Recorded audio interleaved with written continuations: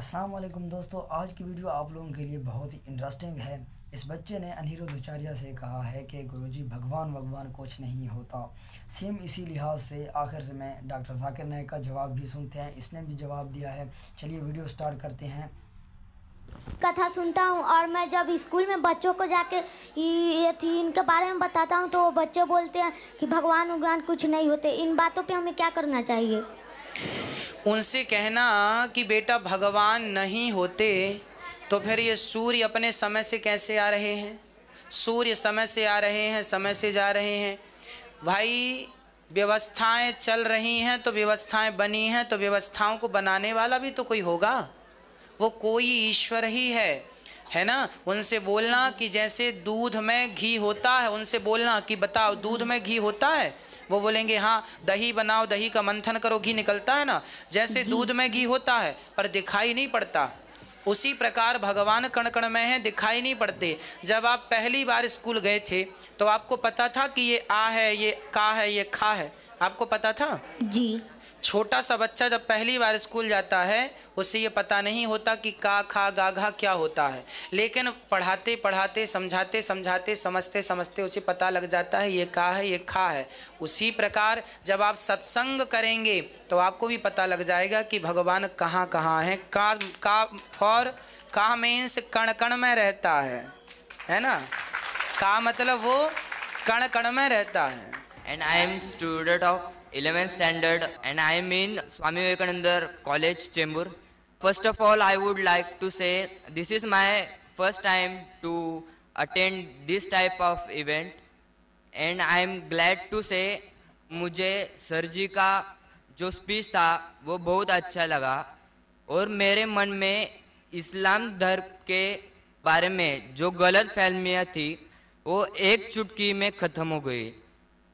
और मेरा पहला सवाल सर जी से ये है कि भगवान और अल्लाह एक ही है, और मेरा दूसरा सवाल ये है कि अगर पहले एक सवाल का जवाब ये कर लीजिए फिर इंशाल्लाह दूसरा सवाल करें।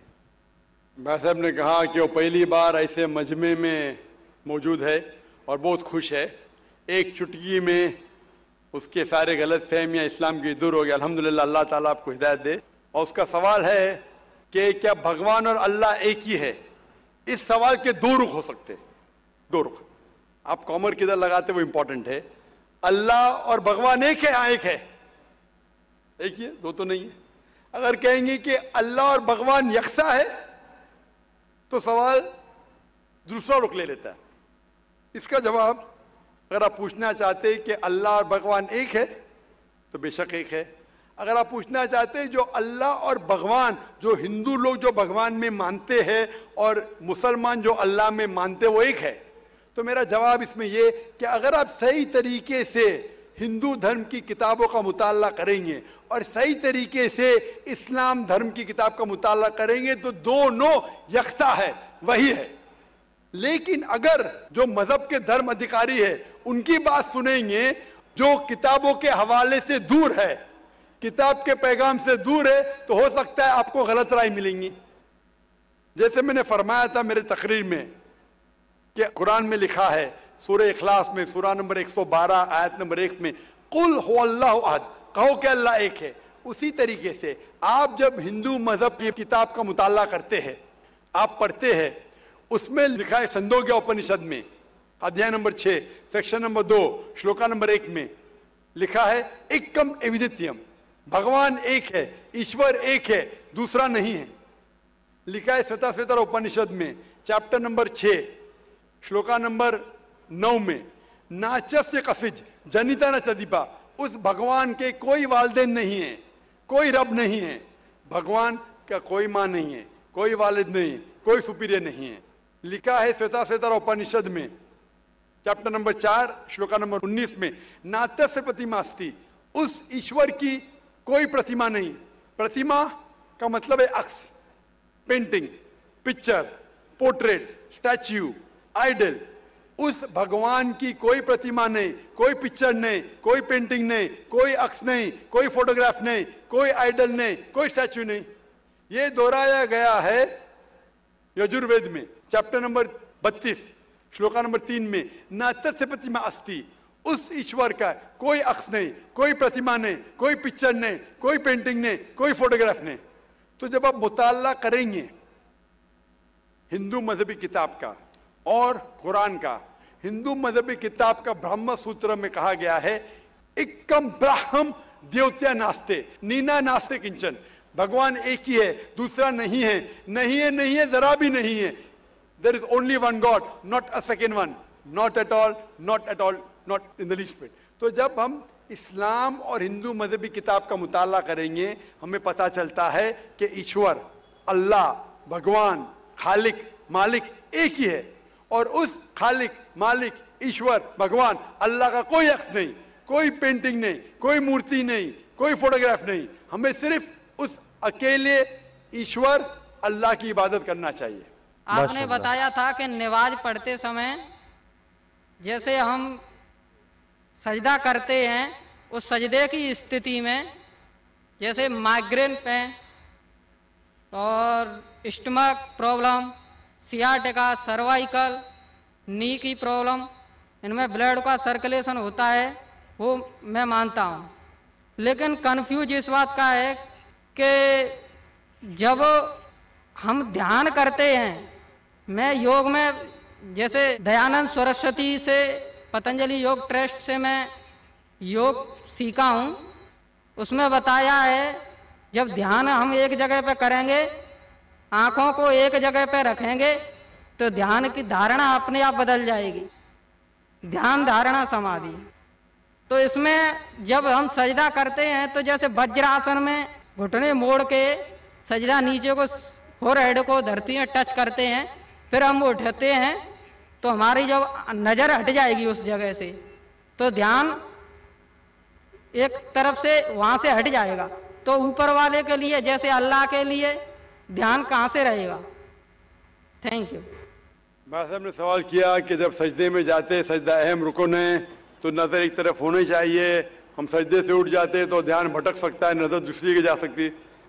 ये आप जो बोल रहे दयानंद सरस्वती के बारे में कि नज़र एक जगह होना चाहिए, वो सही है गलत अलग बात है, लेकिन हमारे रसूल, हमारे पैगंबर मोहम्मद सल्लल्लाहु अलैहि वसल्लम ने कहा जब आप नमाज पढ़ते हैं आपकी नज़र हमेशा आप सिजदा करते वहां होना चाहिए। तो जब आप कयाम में हैं, रुकू में हैं, सजदा में, आपकी नज़र उधर ही है, जहां आपकी जगह सिजदे की है वहां ही नज़र आपकी होना चाहिए। कयाम में जब खड़े हैं, जब रुकू में जाते फिर भी नज़र वहां रहती है, सजदा में जाते फिर भी वहां रहती है, अत्तहियात में भी रहती, नज़र एक ही जगह रहती है। लेकिन सिर्फ नजर से काम नहीं चलता, नजर के अलावा हमारा ध्यान, हमारा जहन, जो हम अल्लाह, हमारे ईश्वर, हमारे मालिक, हमारे खालिक के पैगाम के ऊपर ध्यान दे रहे, उसके ऊपर अमल कर रहे, तो हमें हिदायत मिलेंगी। और जो ये नमाज का तरीका है, आप हिंदू मजहब की किताब में पढ़ेंगे, इसमें कहा गया है षष्टांग। षष्टांग मतलब जिस्म के 8 अंगों पे षष्टांग जो हिंदू मजहब में करते हैं, जिसे आम जबान में कहा दंड नमस्कार भी कहते हैं, लेकिन षष्टांग मतलब सही मतलब है कि 8 अंग आपके जिस्म के लगे होते हैं जमीन पे। 8 माथा, नाक, 2 हाथ, 2 घुटने और 2 पैर, 8। हमारे हदीस में आता है 7, नाक और माथे को एक लेते, 2 हाथ, 2 पैर, लेकिन हु बहु वही है। तो जो सिजदा, जो अहम सलाह का रुकुन है, वो हिंदू मजहब में भी है। आप जब जाएंगे क्रिश्चियन बाइबल में, क्रिश्चियन बाइबल में लिखा है कि जितने पैगंबर अल्लाह के आए वो सारे पैगंबर ने सिजदा किया। आप अगर पढ़ेंगे book of Genesis chapter number 17 verse number 3 में लिखा है कि इब्राहिम अलैहिस्सलाम मुंह के बल गिरे। लिखा है बुक ऑफ नंबर्स में चैप्टर नंबर 20 वर्स नंबर 6 में क्या मूसा अलैहिस्सलाम और हारून अलैहिस्सलाम मुंह के बल गिरे। लिखा है बुक ऑफ जोशुआ में चैप्टर नंबर 5 वर्स नंबर 14 में कि जोशुआ ने अपने मुंह के बल गिरे और इबादत की। और लिखा है कि ईसा अलैहिस्सलाम in the gospel of Matthew chapter number 26 verse number 39 में, वर्स नंबर 39 में क्या जीसस का took a little bit step forward in the garden of Gethsemane, fell on his face and prayed to God। ईसा अलैहिस्सलाम ने garden of गेथसेमनी में अपने मुंह के बल गिरे और अल्लाह की इबादत की। जितने पैगंबर आए मोहम्मद सल्लल्लाहु अलैहि वसल्लम, मोहम्मद सल्लल्लाहु अलैहि वसल्लम के पहले जब उनने अल्लाह की इबादत की, उनने सजदा किया। आपने देखी है, मैंने भी देखी है। जैसा कि उसने सवाल किया कि हम जब सजदे पे जाते हैं तो जो मेन चीज़ पे हमारी नज़र होती है वो हट जाती है, तो हमारा ध्यान भी हट जाता है। तो हम कैसे जो है अल्लाह ताला को हम कवर कर सकते हैं, जो है अपना जहन जो है अल्लाह ताला की तरफ ले जा सकते हैं। डॉक्टर जाकिर साहब ने बहुत ही खूबसूरत जवाब दिया है, आपने भी देखा है, मैंने भी देखा है। और क्लिप देखा हमने जो अनिरुद्ध आचार्य से वो बच्चा कह रहा था कि गुरुजी मैं स्कूल जाता हूँ, बच्चे कहते हैं भगवान भगवान कुछ नहीं होता। तो उसने कहा है कि जैसे दूध में जो है घी होता है लेकिन दिखाई नहीं देता, ऐसे भगवान होता है लेकिन दिखाई नहीं देता। उम्मीद है आप लोगों को ये वीडियो पसंद आई होगी। वीडियो पसंद आए तो वीडियो को लाइक कर दें, चैनल को सब्सक्राइब कर दें। मिलते हैं नेक्स्ट वीडियो में, तब तक के लिए अल्लाह हाफ़िज़।